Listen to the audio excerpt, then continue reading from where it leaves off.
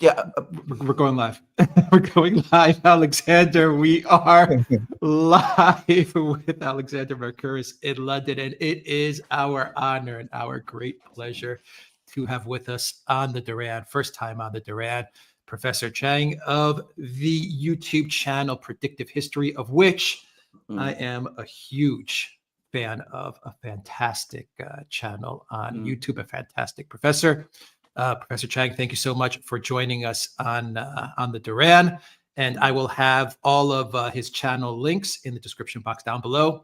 Thank you for joining us, Professor. Thank you.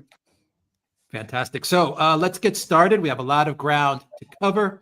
But before we get moving, let's say a quick hello to everyone that is watching us on Odyssey, on Rockfin, on Rumble and YouTube, as well as our locals community, the Duran.locals.com, and a big shout out to our moderators as well. Thank you to our moderators in the chat. So, Alexander, Professor Chang, let's talk about predicting geopolitics. indeed, because we are, as everybody obviously must know, in a major geopolitical conflict situation at the present time. A geopolitical conflict which was not, in my opinion, desired by some of the parties to it. I don't think China was set out a few years ago to find itself catapulted into a geopolitical conflict. I'm absolutely sure that it didn't. The same is true with the Russians, but they are in a geopolitical conflict, and the other major player is the United States, and it is the West. And of course, all sorts of things are taking place around the world, in the Middle East, in Ukraine, in Latin America, with all these fleet movements around Venezuela. There's all kinds of events taking place in the worlds of economy and science and technology all the time. And all of these interconnect with each other in all sorts of ways. Now, on the Duran, what we tend to do is we tend to go through all of these topics one by one. We focus on each one and we discuss them, Alex and myself, and sometimes with our guests in detail. I think what we're going to do today with Professor Chang is something slightly different, which is we're going to try and pull these things together, perhaps looking mostly, but not exclusively, at the conflict in Europe and the developments that are taking place there, in order to try to understand where the final, where these events are leading us towards.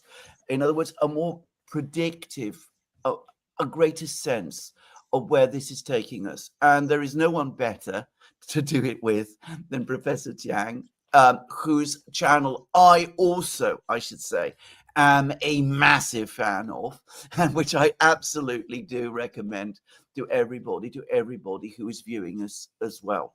So, Professor Chang, let's begin. We are now, I think everybody is in agreement that we are in a global geopolitical conflict.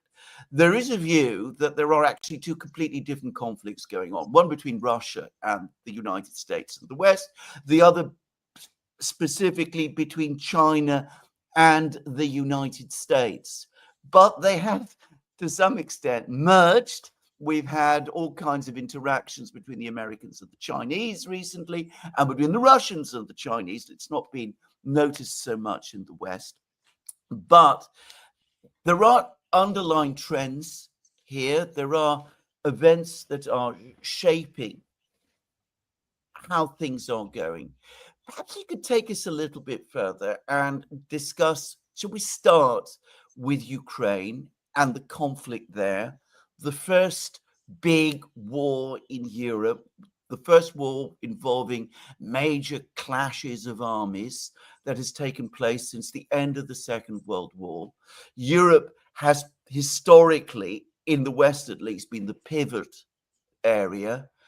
It's probably not that to anything like the same degree that it used to be. But can you perhaps give us a few thoughts about where you think this is going?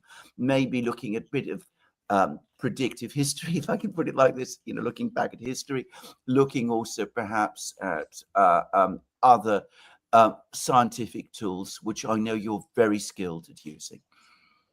Okay, so thanks so much for having me on the Duran. I've been a big fan of your show for like 4 years now. I actually started first watching the Duran when the war broke out on February 22nd, 2022. And the reason why was all the like mainstream news coverage I was watching was like, oh my God, Ukraine's gonna march to Moscow and Putin's gonna fall and the Russian army is incompetent. And I couldn't believe what I was watching because it actually made no sense to me. I'm not sure if you remember the Ghost of Kiev, where this lone fighter jet was flying around Ukraine, just shooting down all these Russian jets. So the news coverage at that time was literally driving me insane. It made absolutely no sense to me. It was as though I was living in a bizarre world. So I scoured the internet for some actual information, and I found you guys. And like you literally saved my life because you actually talk sense. And so I've been watching your show ever since. So basically, all that I know about Ukraine comes from you guys. So if my analysis is wrong, it's your fault, not my fault. Okay. So let's just get that out of the way. But look, I am actually much more pessimistic about the situation in Ukraine than you are. I think the war is lost. I think Ukraine has ceased to function as a nation state. The wartime casualties are estimated between 1 to 2 million people. And you've got millions of Ukrainians who have fled overseas. If there's a peace treaty tomorrow, the Donbass would go to Russia. And the Donbass is the agricultural and industrial heartland of Ukraine. And so Ukraine would cease to function as a nation state. It would become a welfare state, a rump state that the Europeans would have to support. So I think the war is lost. If you just look at the situation on the front lines, the morale among Russian soldiers is extremely high. They've mastered drone warfare to an extent that no other nation can emulate. There's massive desertions among the Ukrainians. So the war is lost. But at the same time, if you just look at historical patterns, historical analogies, what you will understand is it's at this time that NATO will have no choice but to double down.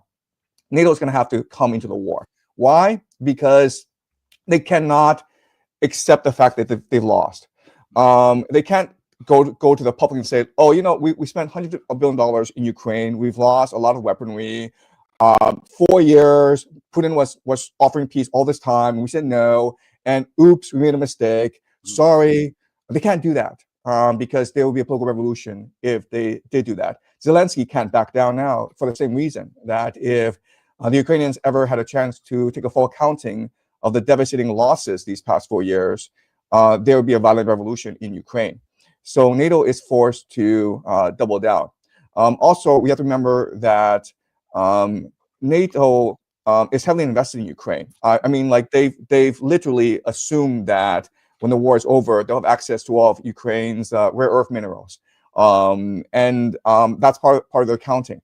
So, given what's happened, it's almost like you've walked in a casino and you lost $2 million, and the casino says to you, "Listen, we'll take 80%, and then you can just go home."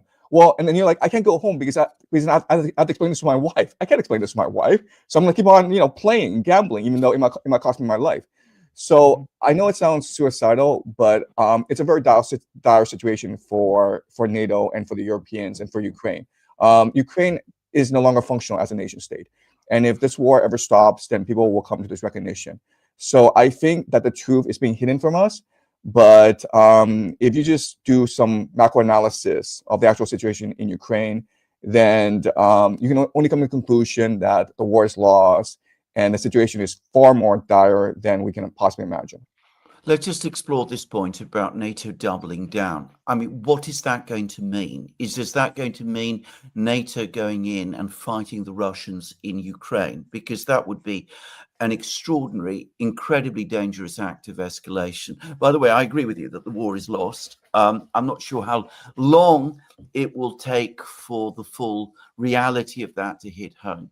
But let's focus on what NATO is going to do, because NATO going in and fighting the Russians is going to be a dramatic event, to put it mildly. I mean, it will take what is still a contained war, and it would make it into an all-out European war, it would bring us much closer to the kind of situation we had in Europe between 1939 and 45. So is that where this is going? I should say that this morning I was reading in the British media that the British military are going to send all the remaining self-propelled howitzers, whatever they have left, to Ukraine to fight there, to help the Ukrainians fight there. So already we could see that there are going to be, logistical challenges to doing that. But is that where they're heading? Is that what they're thinking of doing, or what they might do? Because I, by the way, having had experience of people who gamble, I know exactly the psychology that you describe, that you go on piling in your chips, if I can put it. I don't gamble myself, but you go on doing that because you lose more and more and more and more. But you say to themselves, if I do it just a little bit further, the luck will turn, the wheel will turn, and I'll get it all back. So is that what they're going to do? I don't think NATO has strategic foresight. If they did, they would not have gotten themselves in this situation in the first place, right?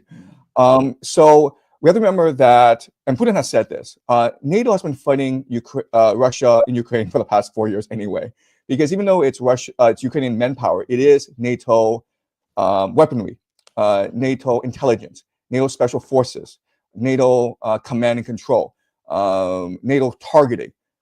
So when these bridges get blown up in Crimea, it's not Ukraine that's doing this, it's NATO that's doing this, right? All these deep strikes into Russia, that's NATO. Ukraine doesn't have the expertise, the personnel, the weaponry to do this. It's all NATO. So NATO has been fighting anyway. So what we're seeing right now is a gradual mission creep. And so, listen, the reality is we already have NATO mercenaries, NATO special forces, NATO officers on the ground in Ukraine. It's an open secret. So you just have mission creep. You just have a gradual expansion of this. And then what I think will happen is that eventually you get a point where NATO decides that the front lines cannot be held. Pavlos has fallen. 10,000 Ukrainians have been encircled. The front lines cannot be held right now. So what you do is you make Odessa your final stand. You make Odessa the Stalingrad of this war. And that's why I think the final battle will be. The issue for NATO right now is they don't have the manpower necessary to make a final stand. So eventually they'll be forced to have a draft. Romania has already discussed the possibility of drafting young men. This creates a problem for NATO because their governments are not very popular back in Europe. You have massive migration that is weakening the social contract, that is weakening social cohesion.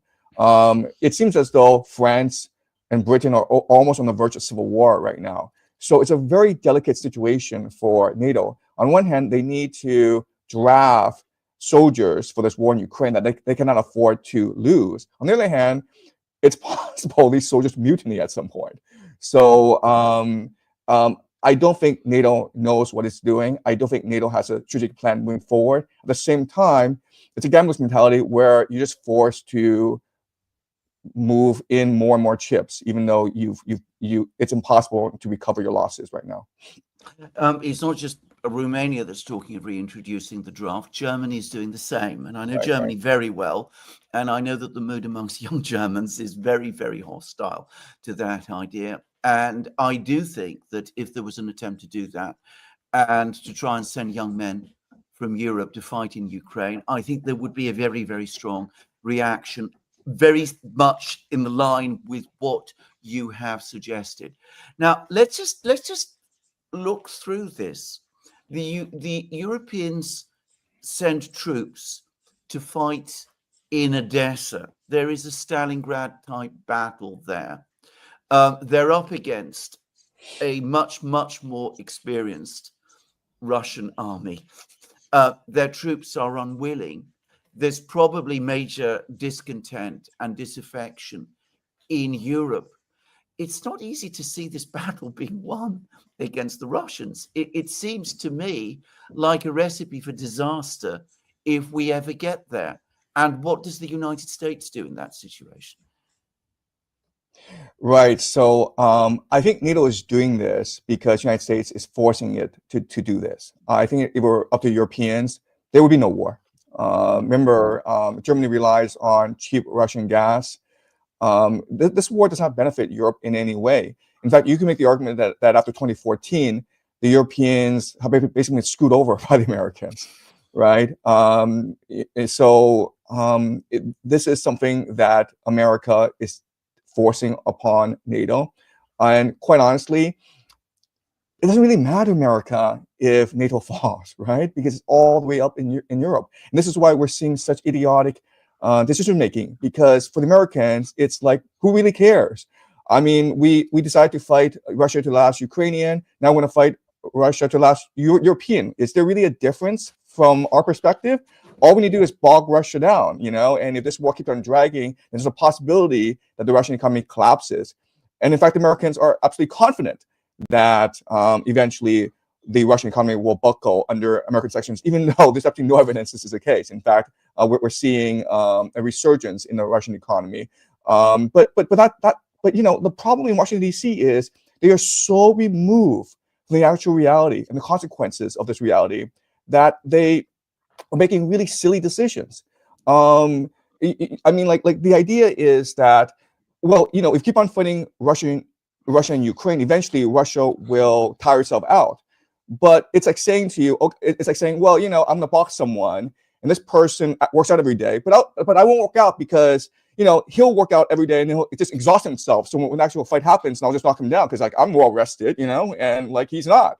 Okay, it's like this is American decision making has never ever been strategic, has never been clairvoyant. So I don't see America doing much in this situation. Isn't this a little bit like what happened at the end of the Chinese War, the war between the Communist Party of China, the People's Liberation Army, and the Kuomintang? Because you had the defeat of the Kuomintang, and they went to Taiwan, and then very shortly after, you had the Korean War, and the Americans assumed that they would be able to go into Korea, and they got all their allies to fight in Korea, and they completely discounted the possibility that China might intervene. I've read this history. I know this history very, very well. And then, of course, China does intervene, and it comes as a profound and complete shock. Even at that point, they're not able to think strategically or have any capacity to understand that the other side, and China at that time did not particularly want, by the way, to be the other side, but it became that the other side would have to react to what it saw as a major strategic and security challenge to itself. This inability to think strategically actually has a very, very long, deep roots in the United States. Look, I mean, it's not just not being able to think strategically. I mean, there's also some racism involved as well, right? So if you look at the documents and you look at what MacArthur, who was Supreme Commander of Allied Forces in Korea, what he was thinking, he was just basically thinking, the Chinese are cowards. The Chinese aren't going to risk a fight. Chinese are afraid of dying. So he had absolute contempt for the Chinese army, and that's why his American forces were overextended in Korea. They were easily encircled by Chinese forces. I mean, if you talk to any American historian, they'll tell you that the Chinese army in Korea fought with extreme bravery, fought with extreme strategy. They outmaneuvered, encircled the American forces, and it was a miracle that the Americans were able to retreat in order. Yeah, so I don't think it's just like lack of foresight. It's also deep contempt for other nations as well. But that's no different with the Russians, because exactly, go back to what you were saying. I mean, contempt that they're incompetent, that they're inefficient, and all of those things. I have a lot of American friends, and they all tell me, there's a entrenched Russophobia in Washington D.C. There's a deep contempt. There's a deep fear of Russia, and it's never gone away. Not even after the end of the Cold War. It's still there. Let's just then discuss what happened. So the Europeans go in, the Americans push them, tell them to go in. It turns into a military debacle, because I have to say that seems to me far and away the most likely outcome. It also turns into a major political crisis in Europe, and you talked about the economic instabilities, I'd say Europe is much more unstable economically at this particular point in time than Russia is. I know that's a view that many people would challenge, but that is my own view. Let's assume that I am right. We have a massive crisis in Europe that might call into question the entire existence of NATO. Or am I missing something? Look, so the closest historical analogy is the Peloponnesian War between Athens and Sparta. And if you read Thucydides, what he tells you is that the war was not really between Athens and Sparta. It was really between Athens and its allies, because Athens was exploiting the resources of its allies, sending its allies to these pointless wars. And eventually, its allies will switch sides and join Sparta because Athens was so oppressive.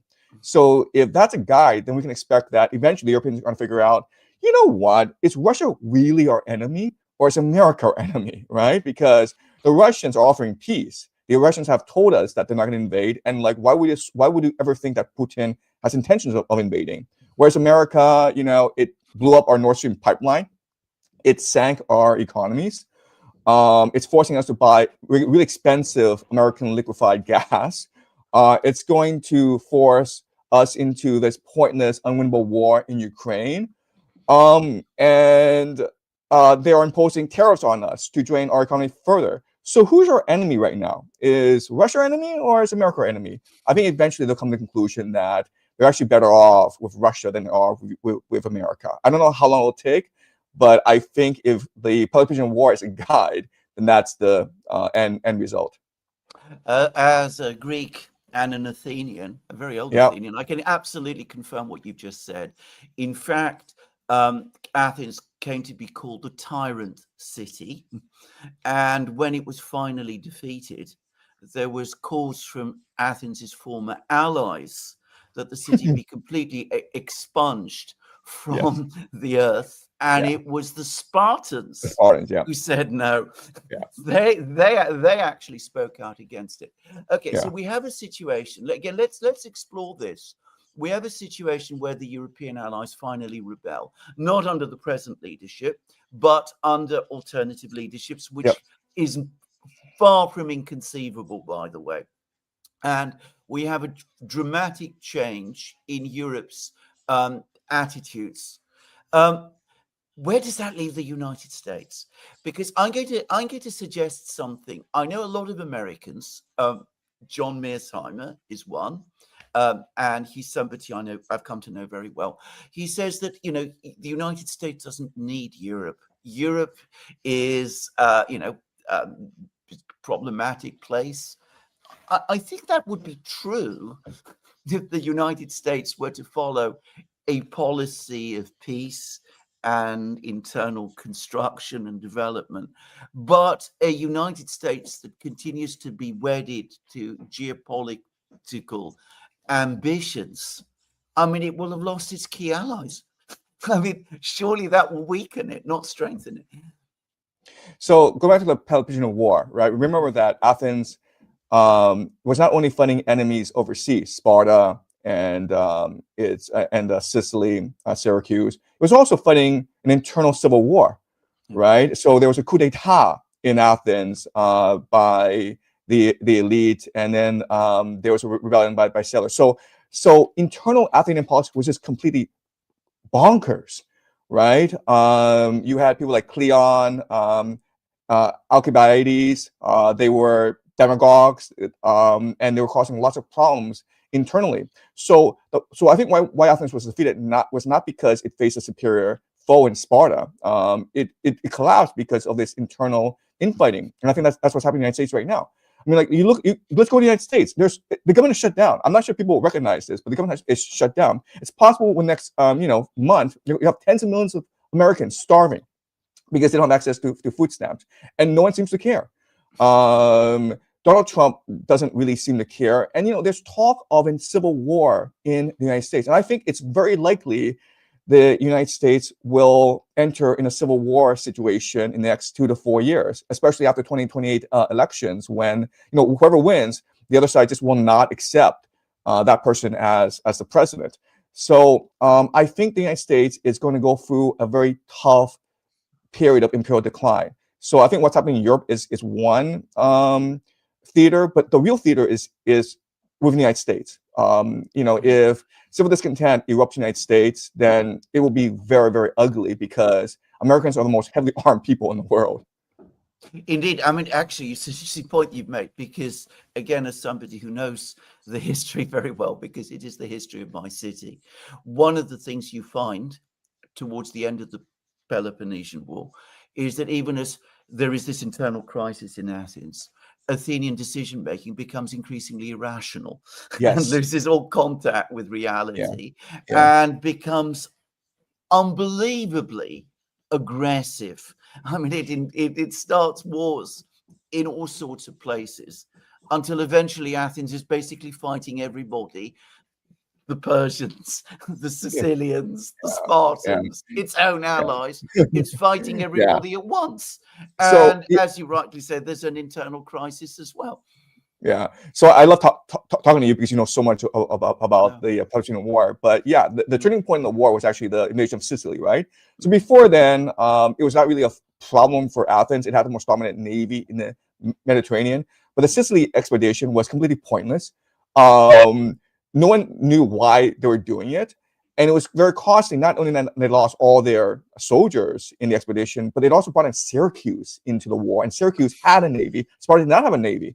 So Syracuse was down the war, and that's what marked the downfall of Athens. So I think in the American situation, I think the downfall will be the irrational invasion of Iran. One of the biggest predictions is that eventually America will reach a point where it decides to launch a ground invasion of Iran, and I think it'll be exactly the same as what happened to the Athenians in Sicily. They go into Sicily and they win all these major battles at first, but then they're bogged down. They can't resupply their troops, and then those troops are forced to surrender against a superior Syracuse counteroffensive. I think we have a very similar scenario in the Middle East. What is the risk that nuclear weapons could be used in these kind of scenarios? Because this is the fundamental difference between our situation today and the situation in the past. I mean, there were no nuclear weapons in the 5th century before Christ. I mean, they didn't exist then. So Athens might be going down, but it didn't have the option of using nuclear weapons. America, in theory, does. Is that a risk? You know, I actually discount the use of nuclear weapons. I don't think nuclear weapons will be ever used. First of all, it's ultimate taboo, right? I mean, whoever uses nuclear weapons will be a pariah state for all of eternity, right? And it doesn't matter who it is. If America uses it, then the entire world will turn against America, and America will be held in contempt for all of eternity. So I think that's the first thing. The second thing is that we have to remember that even though these nation states are at war, they still have a lot of back channels. There's still negotiations going on. So remember, like even during the Peloponnesian War, Sparta and Athens, their elite were very close. They were intermarried with each other. And when Athens captured these Spartan hostages, the Athenians did return the hostages after some negotiations. So the war never descended into complete barbarism. I mean, there were rules of engagement still in place. So even though Russia and the United States still at war with each other, they still have a lot of backdoor channel communications. Remember, what people don't recognize is that Putin and Trump are very good friends. And we know that from the meeting in Alaska in Anchorage. If you just look at their body language, if you just look at their demeanor, their language, they're very close. They sort of have a rapport with each other. So I would discount actually the use of nuclear weapons. I do not think it's a factor in what will happen over the next 10 years. Let's just pursue the Peloponnesian War analogy, which is an interesting one for me because obviously I'm Greek. Is Venezuela like the attack on Melos? Another action that Athens really didn't need to take, but it attacks Melos. Basically, it's starting to sense maybe that it's going down and things are starting to turn against it. But then it goes against Melos. It crushes this island state, which is trying to preserve neutrality and balance between the superpowers at the time, Sparta and Athens. And in doing so, it shocks the entire ancient world, the ancient Greek world. I mean, it's one of the things that turns attitudes against Athens. And of course, it leads Thucydides to do this incredibly powerful and extraordinary debate, which people always quote in many, many discussions. I mean, is this what the whole Venezuela thing is? Partly a demonstration again of power, an attempt to assert power and assert power in your own, what you claim to be your sphere of influence. Yeah. So for me, Melos was a turning point in the war, because that's when Athens shed all pretense of hypocrisy, all pretense of liberalism, virtue, democracy, right? Might is right. That's what the Athenians said to the Melians. We can do whatever we want because we're stronger than you, and so just shut up and obey us. And the Melians said, we'd rather die. And the Athenians said, fine, then we'll just kill all of you, okay?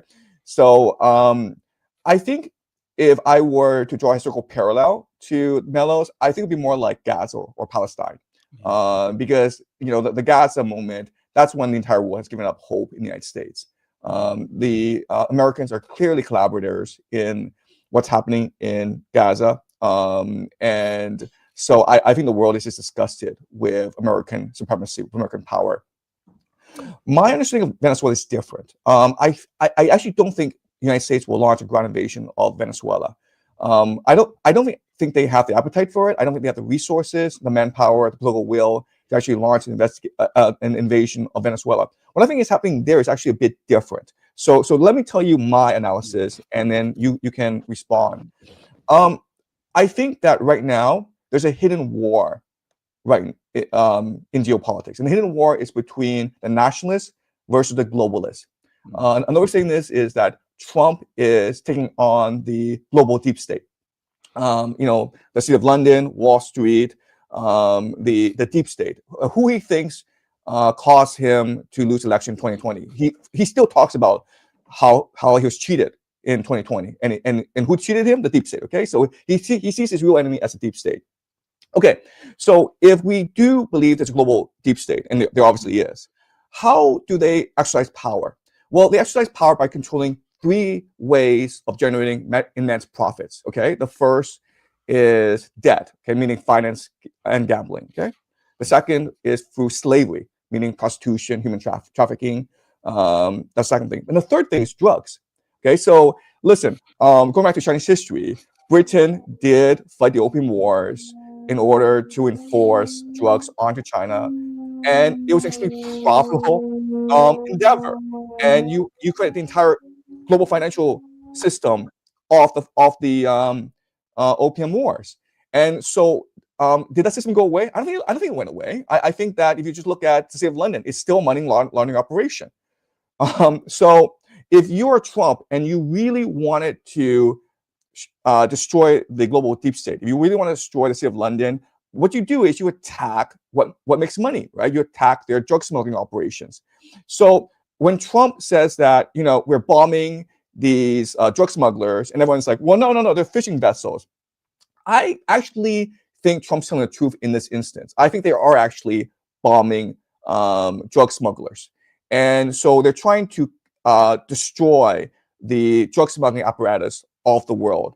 And that's possibly why they're talking about also intervention in Nigeria or wherever. Okay, so I think that is actually the grand play here, to weaken the global deep state by destroying their money-making operations.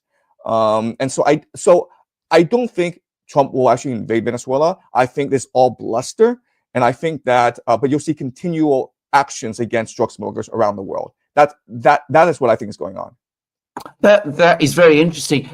Can I just say, I live in London. I've lived here since the 60s. Right. And the symbols of wealth created from the Opium Wars are everywhere. Many of the financial institutions in London that are so famous to this day, I'm not going to name them because that might lead to legal issues. But if you go back into their prehistory or their early history, you will find that a lot of it does come from that, from what happened, the Opium Wars and the trade in opium in China, which of course people in China remember extremely well. The British don't remember it anything like as well, just to say. That is interesting. Does that explain, however, this very strange story about fentanyl? And I'd like to bring in China now, because China is the colossus. I've always myself felt that in the end, everything that America does at the moment is ultimately about China. I don't know whether you agree with this, but that's certainly my own view, that the conflict in Ukraine, in Russia, in Iran, ultimately, if we come to that, it's all ultimately about China and about the challenge that Americans perceive as China posing. Where does this whole fentanyl thing come from then? Because I completely discount the idea that China is in fact involved in fentanyl smuggling. I think that makes no sense to me at all, and I've seen no evidence to support that claim. And yet it is endlessly repeated and widely believed, and Trump himself claims it, and he's posed tariffs on China in connection with it. How does that fit into what you've just been saying? Yeah, so I think that the infrastructure, financial infrastructure you had for the opium wars is now underpinning all global drug trade, including fentanyl. So there are definitely Chinese nationals involved in fentanyl trade, but not the government. Okay, the government would not support such an endeavor. So these are Chinese secret societies, Chinese criminal organizations that are producing the precursor chemicals necessary, but it's a global network. And you're absolutely right in that most of the fentanyl smuggling is probably done by deep state actors like the CIA. Like I'm just guessing. I don't know. Okay, but because drugs is so profitable, you can imagine that multiple deep state actors are involved, and there's a lot of money laundering going around. I mean, it's a very sophisticated system that they have. And so whether or not you smuggle opium, whether you smuggle fentanyl, it's the same system. Let's talk about China, because China is very different from the United States. I mean, the Americans are very, very busy all the time. They're very, I mean, there's almost feverish activity in the Middle East, activity in Europe, as we've just been discussing, activity in Latin America, in all sorts of places. China, by contrast, remains very, very calm and very still. Is this how China plays? Yeah. There's a friend of mine who is an academic, by the way, a British academic, and he reminded me about the Chinese idea of, was it no action, the Taoist thing, that you remain still. Yeah. Can you discuss this? Yeah. So I'm not sure if you had a chance to read Romance of the Three Kingdoms. That is the source of Absolutely, most. I have. I've got it over there, by the way, in English. Yeah. So Zhuge Liang is considered like the greatest military strategist in Chinese history, and he's able to foresee the future. The stratagems that he develops are just extremely sophisticated, extremely intricate. But what he did was he launched a series of invasions against his enemy. And all his enemy did was just sit back and let Zhuge Liang overextend and ultimately retreat. Okay, so that is the defining example of why it's important to let your enemy do all the work. Okay, because your enemy, if they do all the work, they're going to make all the mistakes, and so you just sit back and you win. You just respond slightly to their maneuvers. So Zhuge Liang, he had all these strategies. He amassed all these forces, but when you actually move against an enemy, you're much more likely to make mistakes than you just sit back and defend. So that's the entire Chinese concept of geopolitics: sit back and win. Very, very, very different from the American and Western one. But let's just turn now to the events that are taking place, because we talked about Iran, we talked about Russia, we talked about the conflicts in these places. Is China going to be completely inactive in relation to them? Let's just assume, let's just look forward to an American invasion of Iran. And I agree, by the way, there are pressures for this. We've been talking about this many times. I mean, an attack, I still believe an attack on Iran is going to come at some point, maybe not this year as I once thought, but sooner or later it is going to come. And it's difficult to see how that is going to play out. But if there is an attack on Iran, what would China do? Would it just remain passive or waiting for the Americans to burn themselves out? Or would it take action, as it did in Korea, as it also did, of course, in Vietnam? Right. So China right now is heavily reliant on Iran, right? Because China imports all of its oil and a third of its food. So if a war breaks out in the Middle East, then China is in a very, very unstable situation. Its economy could face collapse. So China would need to make preparations, and it would need to make contingency plans. Right now, the Chinese military is not equipped to fight wars overseas. It does not have a blue water navy.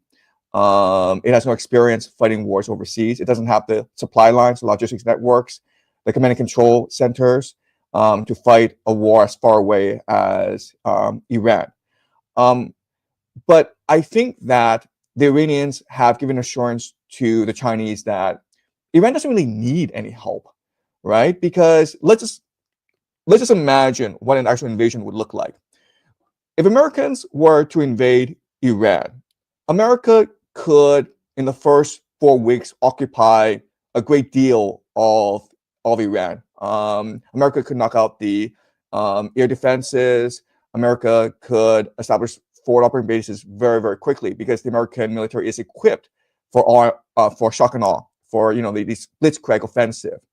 And there's very little that Iran could do to stop this sort of offensive. Once America is embedded in Iran, because of the topography, America would have a lot of issues with logistics, with resupply. And at this point, if Iran were to engage in a guerrilla warfare using drones to strike at American supply lines, then the war's over. I mean, you've got 100,000, 200,000 American soldiers in Iran. They can't resupply. It's hard to reinforce them, and they're all spread out, and they have absolutely no sense of strategy. They don't know what to do. I mean, the war's basically over, right? So if this is a situation, I think this is the most likely scenario. What would China need to do in this sort of situation? What would Russia need to do?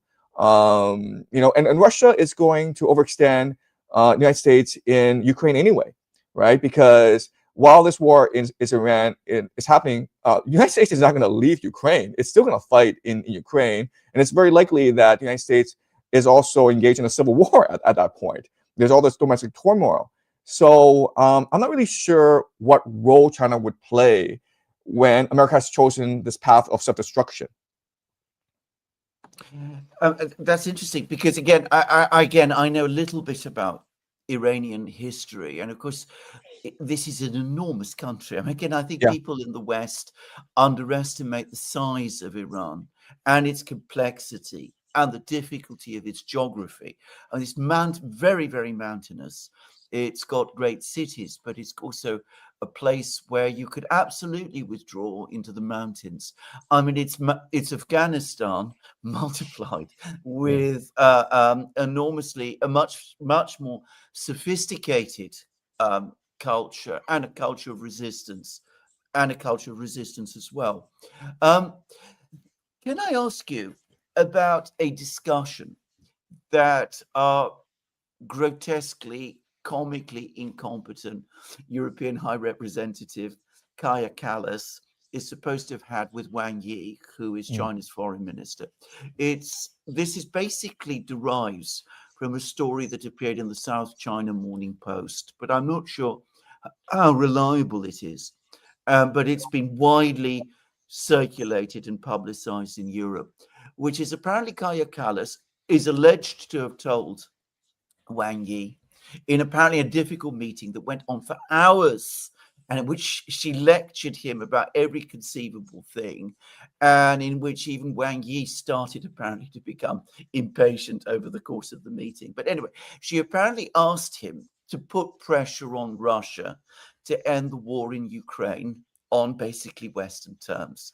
And according to this claim that appears, Wang Yi responded that this is absolutely not what China is going to do, because doing that would simply set the scene for the West to come after China once they finished with Russia. Is this true? Or at least maybe, because we don't know. I mean, neither of us was there at the meeting. But do you feel that this could have been true? So Americans are discussing a new military policy called strategic sequencing, right? So like, let's end the war in Ukraine so we can move against Iran and then China, right? And then the Russians are like, well, then all that means is that you'll circle back to us eventually, right? So like, we're not going to agree to end this war in Ukraine.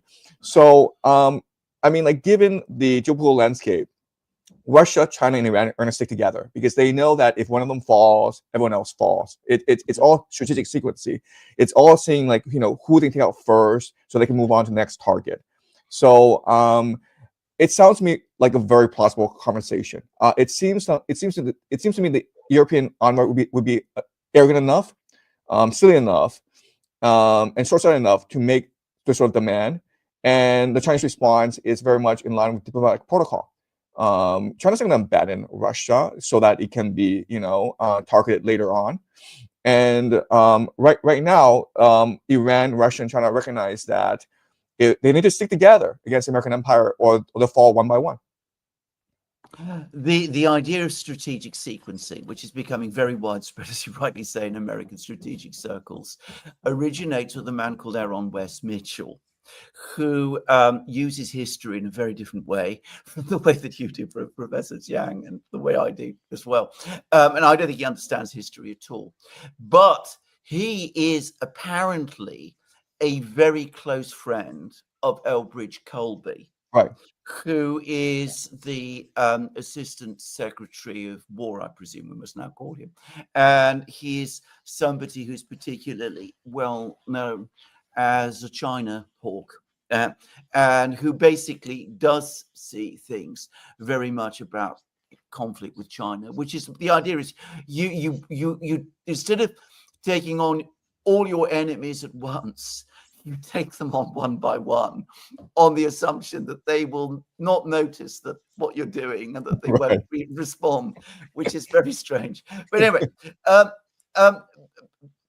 bringing us back to this, though, Elbridge Colby, and this is basically my last question, by the way, for today, because we're no doubt going to have many conversations. But Elbridge Colby is now apparently talking about hemispheric defense, that the United States is overextended, that the game with China is in some way lost. There's been a new report by the Rand Corporation, which talks about trying to get to some kind of understanding with China, and that the United States needs to concentrate instead on defense of its own hemisphere, its own sphere of influence, North America and South America. And we've had talk about, creating a new fleet, a special fleet with armored warships that are going to defend the hemisphere. Is there any prospect that that is indeed what the United States might do? I mean, it goes against all of the other trends that we are seeing for the United States to involve itself in lots of other places. Yeah, so my gut reaction is that they're going to throw a lot of things at the wall and nothing's going to stick. Because right now, the American military bureaucracy is not capable of pivoting, of reprioritizing. They're kind of stuck where they are, which is to fight wars everywhere without any strategic objectives. So it gets involved in these silly wars, can extricate itself, and then it doubles down. And that's been the situation for a long time. And they feel as though they succeeded because, remember, the American military-industrial complex is a very corrupt institution that leeches off the nation state. So Julian Assange said it best. The point is not to have successful wars. The point is to have never-ending wars. So I mean, I don't think people recognize the corruption in the American military complex, right? And again, the problem is America can feel no consequences for these disastrous wars overseas. So what if Europe falls? So what if America gets defeated in Iran? They'll just retreat back to the continental fortress, and the Western Hemisphere is completely self-sufficient. Worst case scenario, America just isolates itself in the Western Hemisphere, and it's not an issue for America. So America continues to make all these silly strategic mistakes. It is not capable of long-term strategic planning, and the corruption within the military is endemic. And there's really no way out for them. I'm going to finish there, but just to add to that about corruption, because that is another major story in you can take from history. If we talk about Athens in the 5th century, corruption gets completely out of control there and starts to influence decision making. And it also happens in Republican Rome. And by the way, it happens in Britain too. Right. Towards the end of the 19th. So I don't offend you because you're an Athenian, but remember, once they start being corrupt, they never stop being corrupt. No, that's it. It becomes the organizing principle around which all decisions ultimately end up being made. That is the reality of corruption, which I've seen. I've seen how it plays out myself, so I know all about that. Professor Chang, you have been marvelous, if I may say. This has been a wonderful program. I'm going to stop now. What we like to do when we have our conversations and the conversation between myself and yourself in this case, what we do is we allow a few minutes, about 15-20 minutes maybe, for some of our viewers to put comments. And Alex, I'm going to, if you're right with that. Thank you, Professor Chang. Thank you. I've got questions queued up. And on the corruption with Athens and with Greece, it never ends. It never ends. That's for sure. We notice it today. So from Sahewa 100, multipolarity can be given a super boost if India and China bury their differences and focus on trade and investment. Alas, respective media for animosity. So India and China burying their animosity. What do you think about that, Professor? Yeah, no, I think that it'd be wonderful if India and China were to come together. Unfortunately, there's a lot of historical animosity between the two. And also, there are some geopolitical realities that cannot be ignored. So, for example, the Tibetan Plateau provides fresh water to a lot of these Asian countries. And so there's always going to be some geopolitical rivalries between India and China. In fact, India would see China as the immediate geopolitical threat to itself. So I don't think that's something that can be papered over. From Ivan Markov, I'm so happy to see Professor Chang on the Duran. This is awesome. You need to watch his lecture on civilization. Definitely need to watch that lecture from Sahewa. So guys, I did a lecture on Homer today. Okay, so I don't like to promote myself, but you too will enjoy Homer, like my lecture on Homer. Yeah, I'm sure you read Homer, but you'll enjoy my take on Homer. Fantastic lectures, by the way, on his channel.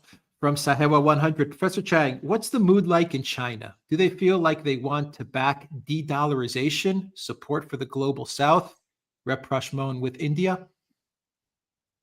Yeah, so the mood in China, it's very complex, and especially after COVID, because remember, after COVID, the Chinese economy did take a major hit. Consumer confidence is not that high right now. So, I think Chinese people just want peace in the world. Chinese are very much afraid of what's happening in Ukraine. They're very concerned about what could happen in the Middle East. So Chinese people are just praying for peace. They're praying for people to be more like Chinese people, reasonable, pragmatic, and willing to negotiate. From Nikos, I hope Professor Chang doesn't think Russia is weak because they move slow. According to Grok, Russia is considered a superpower, just not as big as China. Well, I think Russia is the most dominant military in the world right now. I don't think Russia is weak at all. So Russia is slow, but it's slow because they specialize in artillery warfare. And also, Russia wants to minimize civilian casualties as well as destruction of critical infrastructure, electricity grids, water supplies, because the Russians see Donbass as part of Russia, right? So Russia wants to govern Donbass after the war. So that's why Russia is being very methodical and slow in the process. So I don't think Russia is weak at all. In fact, I would say that given what's happened these past 4 years, Russia has proven itself to be the most dominant military in the world. I think that if NATO and the United States were to get together and fight Russia in Ukraine, then I would bet Russia would win. From Chunky Monkey. If the AI bubble suddenly bursts and subsequently Trump presides over the collapse of the U.S. economy, what is the likely geopolitical impact? Yeah, so that's a big concern right now, where the AI is clearly a bubble. It's overextended. It doesn't make any money. Like people don't recognize that ChatGPT, they don't make any money. In fact, they lose money hand over fist. And so it's very likely the bubble will pop. And I also think that it's very likely that the collapse will be engineered to create as much social chaos as possible. In other words, I think that social unrest will be instigated. And because if there's social unrest, then Trump can invoke the Insurrection Act. He can deploy the National Guard everywhere. So I think that what's happening in the United States is a very volatile situation. And you would think that given all this chaos in the United States would retrench, right? Would sort of like draw back from its foreign commitments. But, if you study history, it's the complete opposite. If there's internal chaos, the empire lashes out overseas. So we're in for a rough ride. From Fuzzy Balls, is the United States intentionally bankrupting as many European countries as possible to force them to get American loans and buy American bonds? So that's a good question. I don't know if Americans are that clever, actually. I think it's just like Americans are just used to like doing things without any consequences. Remember back in World War I, the Americans were financing both the Bolsheviks as well as the right Russians because war makes money, right? And so they don't really foresee consequences. They really don't make, long-term predictions. I hate to say this. I went to Yale. I took a lot of I took a lot of political science courses at Yale. These guys are not that bright. Okay, the people who control the American foreign policy apparatus, they're not that bright. I hate to say that. From Geo Stone, how would the world react if Venezuela are able to sink an aircraft carrier with a Russia or Chinese weapon? How would the U.S. ever recover? I don't think Venezuela would ever do that. The United States would respond with nuclear weapons if that were to happen, because it'd be a tremendous loss of face for the United States. I think that I think it's very unlikely that the United States actually launch a ground invasion of Venezuela. And if there's a ground invasion, then Venezuela will choose to fight a guerrilla war as opposed to like a kinetic war head on, because you would get totally destroyed by the American military if you were to do that. From Mark Hewitt, people talk about the neocons, Rubio, Kellogg, whispering in his ear, but forget the influence of Susie Wiles acting as a gatekeeper for the neocons. What is Absolutely. your thought about Susie Wiles? Absolutely. She right now the Trump camp is very much divided, right, between the American firsters and the neocons. And Susie Wiles, she has a notorious background. She is very close with the Zionists. She's very close with the military-industrial complex. And it seems as though she's able to manipulate things so that Trump's policies are aligned with the Zionists. Yeah, I think she's very good at what she does. All right, 2 more questions. Is that all right? Yeah, absolutely. Great. Yeah. 2 or 3 more questions. From Jay Basin, what does the world look like past the special military operation? So again, I think that there'll be a showdown in Odessa. So I think Odessa will be the final battle. After Odessa, I see civil war, political collapse in Europe. I see Europe changing sides after new governments come in because they want this exploitation to end. They want these immigrants to leave Europe. But this timeline drags on, right? Because remember, Russia fights a war really slowly. An encirclement of Odessa would be a very drawn out process. So we don't know. It's hard for me to say what happens after Odessa. The big question for me is how long Putin can go on for, because Putin is really, in my mind, a strategic genius. He's able to foresee things far ahead. He's able to control major events. He's a force of stability in the world. So I don't know what would happen if you were to leave the world stage. So that's my concern, actually. Interesting. All right. From our locals chat from Jeffrey Brown. When Biden lets slip that China isn't going to eat your lunch, China is not a hegemonic aspirant power. And the former Australian Prime Minister Keating has basically said that China is our future economic partner here in Australia, above and beyond the US and the EU. What is our way forward in Australia to go against the narrative? So, China does not have geopolitical ambitions. It doesn't have the sort of the Faustian spirit that the Westerners have, right? I mean, like Germany, England, America, these are all very Faustian countries that want to exert itself globally. China is very happy being China. China doesn't want to extend itself overseas. So China wants actually to be friends with everyone. It wants to be friends with Russia. It wants to be friends with the United States. It wants to be friends with Australia. So I don't know why Westerners are obsessed with this narrative that China is going to take over the world. Chinese aren't interested in taking over the world. Chinese are very interested in trading with everyone. It sees global trade as a source of both peace and prosperity. So China is very much interested in maintaining the current global order, one based on trade.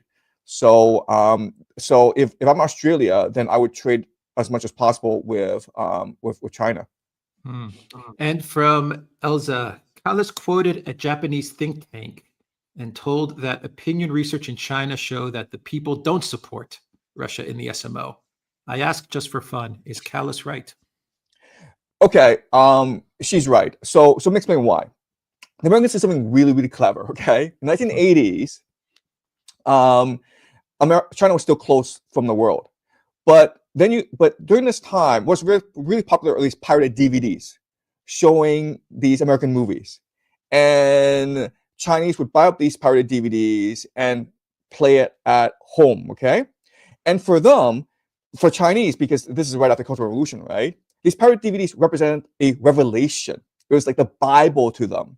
And it represented to like the promised land. And it sort of brainwashed them into thinking that America really is the promised land. And so there's always been this goodwill among ordinary Chinese towards America.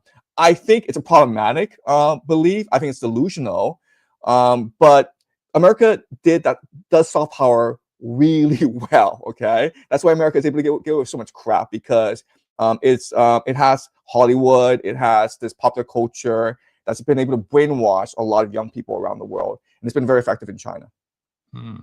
Someone wants to know, Professor Chang, if you have lectures on the Civil War or on a future Civil War. I don't know. Just it speaks about the Civil War. I guess maybe the future Civil War. Right. Yeah. So yeah. No, I do have a lecture specifically on that. So it's called the Second American Civil War, and it's on my channel. And it's part of my geostrategy lectures, and I think it's number 11. It's not just YouTube. Just write down Second American Civil War, Predictive History, and you will see it. All right, and one last one from Rani and Kiddo, a common question: the Second Athenian League partially revived the Dalian League for one last time, but not for long, ending the wars between Athens and its allies once again. Yeah, I don't know that much about the Second Athenian League, but I do know that during the Peloponnesian War, Athens became corrupt, and it still had the greatest navy in the Mediterranean. It still had leading generals, really bright individuals, but it never really recovered the glory that it had during Pericles. So, yeah. Yep. All right. Alexander, anything Well, to add to that? Or? No, well, just That was a fantastic live. Yeah. The Athenian League, yeah. It's the 4th century. It's after the defeat of Athens, when Sparta becomes brutal and tyrannical, and people feel that they have to come together around Athens again. Right. So it's part of that history, but it didn't last very long, and it caused all kinds of megalomania in Athens to come back, and led to the disasters of the later 4th century. But this is a long historical topic to discuss some other time. I just wanted to say this has been an amazing program, and I think we've all enjoyed it hugely. And I think we've also learned an awful lot. And Professor Chang, let's do some more. Yeah, absolutely. It's been a lot of fun. I love talking about the Peloponnesian War. So to be able to talk it for this long, I'm very, very happy. That was a fantastic live. Thank you so much for joining us. Predictive History, everybody, is the channel. It is in the description box down below. I will also add it as a pinned comment as well. Thank you, Professor Chang, for joining us on the Duran. Thank you. Thank you. Take care.